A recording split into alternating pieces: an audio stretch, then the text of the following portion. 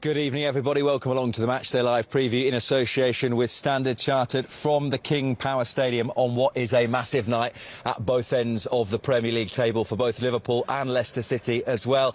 Lots to talk about with Natasha Dowie between now and the end of the show. Liverpool's Eurovision. Which competition will the Reds be playing in next season? Can they still gate-crash the top four? We'll talk about the impact of Trent Alexander-Arnold, the Standard Chartered Player of the Month for April over the last few weeks. As we touched on, it is also a huge game for Leicester as they bid to battle away from the bottom of the Premier League, and Tash will pick her 11 for tonight's game at the King Power Stadium. Good evening. Good evening. Firstly, I'm glad we convinced you to come, because your last experience here wasn't a pleasant one a couple of weeks ago, was it? I wasn't going to bring that up, but yeah, thank you for that. It's like therapy, just talking you through it, Yeah, it was a tough day, but hopefully today will be a better day. It certainly will, and 6 wins in a row for Liverpool coming into this one. The last 5 all by the odd goal. What's impressed you most about Liverpool's recent run? I think there's been a certain couple of areas. Trent's new role in midfield, I've loved watching him in there. You know, he can see a pass before anyone else can. I think that's been a massive difference. I also think Mo's form of late, you know, you never doubt Mo, you know he's going to get you a goal, but he's really been in form, getting 6 in 6 in the last couple of games. So I think there's a couple of things. Alisson in goal as well, you know, he's been our player of the year this year. So, you know, it's funny, confidence, what it does, and momentum, and once you just get that win, it just seems to be on a good flow. 6 from 6 now, hopefully we can make it 7 from 7. We'll talk about Trent a little bit later on, but let's pick up on 2 of the other players you've just mentioned there. As a striker, tell me how difficult it is to go through 6 seasons and in 4 of them you go in 30+ like Mo Salah has. Well, I've called him a striker. He's not even that, is he? He's a sort of wide forward. It's unbelievable, and you know, I know how hard it is to score goals. It's the hardest position on the team. You know, that's why they get paid the big bucks. It's the hardest thing to do is to put the ball in the back of the net, and it's hard enough as a number 9. And Mo's not even a number 9. You know, he's a wide player.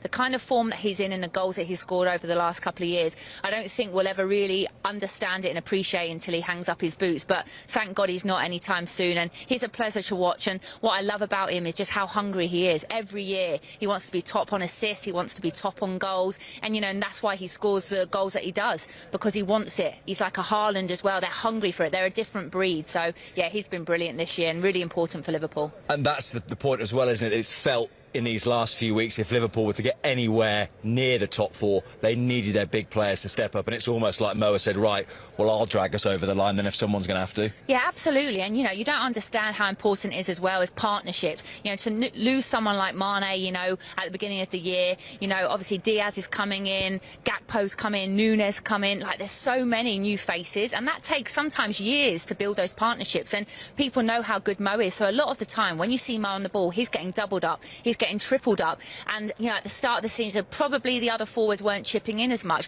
but now I feel like the Gakpo's, he's finding his form. Diaz is back now, which has allowed Mo a bit more freedom, and is probably why he scored the goals he scored.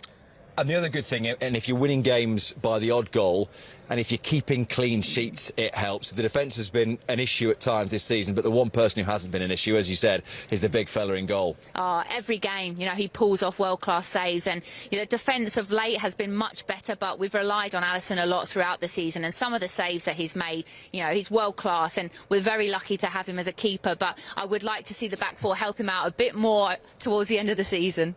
Talking of the back 4 then, I don't know whether we still include Trent Alexander-Arnold in that. He's a right back when Liverpool are defending, but he certainly isn't when they've got the ball. What have you made of that new role, and how quickly he's adapted to it, and the influence he's had, particularly on the team going forward? Oh, I love it. You know, when you watch it, and you know how he almost overloads the midfield and makes it a 4 in midfield, that kind of diamond midfield. It's brilliant when Liverpool are in possession. It's always that risk-free reward, because sometimes when you do turn over the ball, you know, you've got that space that they can vacate in the right side. But I think we've also covered that space really well with the back 4. And Konate being back, I think, has been key because of his pace. When Trent's not in that back line, and he's obviously in that midfield role, he's got the pace to cover that area and allow Trent to recover back in. But for me, Trent on the ball in those positions, it's just brilliant to see. I think Fabinho, you know, he does his role defensively, but I think sometimes when he's on the ball, for me, sometimes a little bit too sideways and back. Trent's never like that. When Trent's on the ball, he never plays sideways and backwards. He is always looking to penetrate, and I think that's been key. And as a centre forward, to have a midfield player like him on the ball, you know you're always going to get service. That was exactly what I was going to say to you, actually, that you sometimes watch forwards when they don't have the creative players around them. Eventually you get to a stage in the game where they sort of think, can't be bothered to make the run anymore because I'm not going to get the ball. Whereas with him, you think, I'll just keep buying a ticket because eventually he's going to hit me. Oh, absolutely. I've been privileged enough throughout my career to play with some good midfield players, and there was one in particular, Christine Nahn. When I played in Australia, I would make a run and I would not even have to look where the ball was. It would just find my feet. And I think if I was someone playing with Trent, I'd come alive. You know, if you, sorry to compare it, but if you look at your likes of De Bruyne with Haaland, as soon as De Bruyne is on the ball, Haaland comes alive. And it's the same. Trent's on the ball, you have to make your movement, and you know full well he will find you. Talking of creative players, Leicester have plenty of those, but they find themselves in the bottom three with 3 matches of the season to go. How did they get there? Yeah, it's tough. I definitely think you don't want to point fingers, but defensively they've been poor this season. They really have, and their front line actually have kind of done their job. You know, you look at the stats, they've scored pretty much, I think 7 out of the last 10 games they've scored goals. 3 against Fulham last week, but obviously conceding 5 isn't ideal. So, you know, when you look at the game today, Vardy loves to play against us. He scored 10 in his last 13 against Liverpool. So that's a stat that they have to be aware of, and he likes these games. But they're fighting for their lives. You know, this is Premier League status, so it's going to be such a hard game today. But I think the games over the weekend have shown anything can happen. Form goes out of the window in these type of games. These games are like cup finals, so Liverpool need to be aware of that. That point, though, about Jamie Vardy, and you bring in certainly James Maddison to the mix, Harvey Barnes as well, but you cannot keep asking those forward players to score 3 or 4 every week. It's 18 games without a Premier League clean sheet now. That is a big alarm bell if you're trying to stay in the division. Yeah, it massively is, and especially when you look at the front line of Liverpool and the form that they're in of late, Leicester will be worried because, yes, they score goals, but defensively, like you said, they've been leaking goals. So I think there's probably going to be a lot of goals today, if I'm being honest. You know, hopefully more so for Liverpool. But I think, yeah, that is the key. You know, if I was in Leicester's situation right now, my main focus today would be stay in the game for as long as we possibly can. Can we get to half-time 0-0? And then you know that you're going to create chances and you've got players on the pitch that can score goals. But if Liverpool get the first goal today, I think it's going to be a big problem for Leicester. How much, when you're coming into games like this towards the end of the season, do you have to bear in mind the level of importance for the opposition? Leicester are running out of tomorrows. They've got 3 games left to save themselves. They can't just keep saying, oh, well, next week we'll maybe sort it. They've got to sort it right now. Yeah, and, you know, you brought up our game earlier, Liverpool ladies. You know, we're safe in the Premier League now, and Leicester are fighting for their lives, and we came here and probably underestimated them, and they beat us 4-0, and they battered us, to be honest, and that was because they had more on the day to fight for. But the good thing for Liverpool is they have a lot to fight for, so it's not a case of, you know, oh, Liverpool can turn up here and be half-hearted. They want to make Champions League football, so I'd be very disappointed if we saw anything but 100% from Liverpool today. They have too much to lose.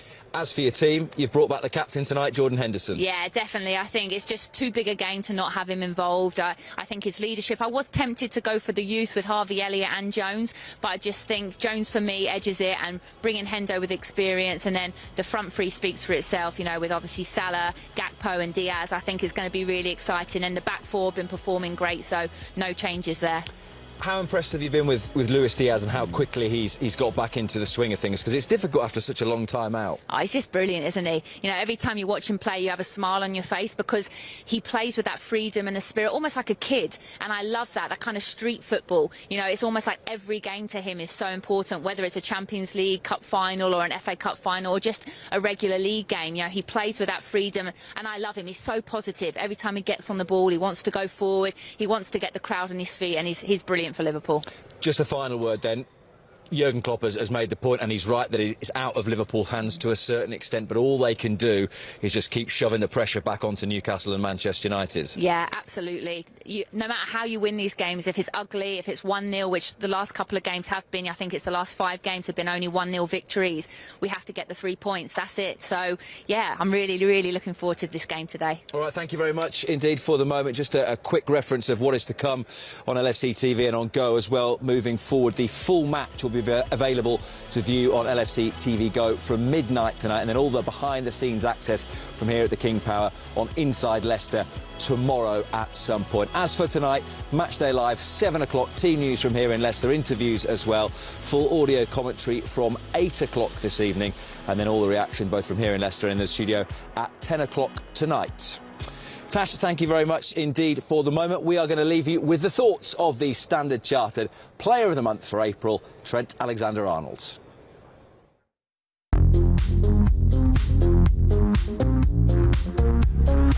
Alexander, oh, what a ball that is. Immaculate pass from the Liverpool fullback. First and foremost, what does it mean to get the award as Player of the Month for the last month gone? Yeah, it's an honour. Good month, I think, as a team, as an individual. We've had a good month, put together a lovely run of form, wins, and good performances along the way. So, it's an honour, and it's something that we worked hard for. How much are you enjoying your football just now? How much are the team enjoying their football just now? A lot. I think you can tell that from the team, the way we're playing. I think most recently we've got clean sheets on the board, and we've scored a lot of goals as well over the course of the month. So it's been an exciting month. It's been one where, in a not so good season, this has probably been the best month we've had, and it's showing signs of ending hopefully well. Is this where this team's at its best, when you've kind of been written off and you're not going to finish in the top 5-6 places? That's where you come to the fore when there's a real challenge. Definitely. I think, yeah, as players, you like to be underestimated. You like to be, the underdog and have that mentality, and just wanting to prove people wrong.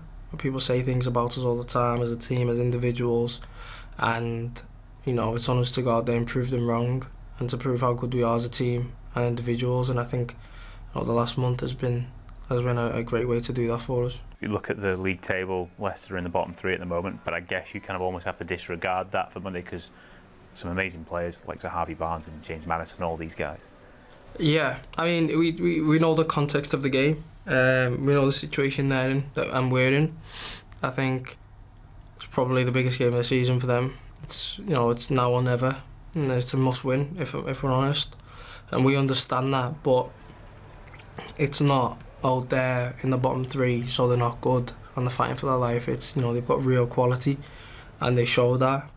It's just the league position that they're in, and like I said, anyone can beat anyone in this league. So it's something we were aware of, and we know what to expect really.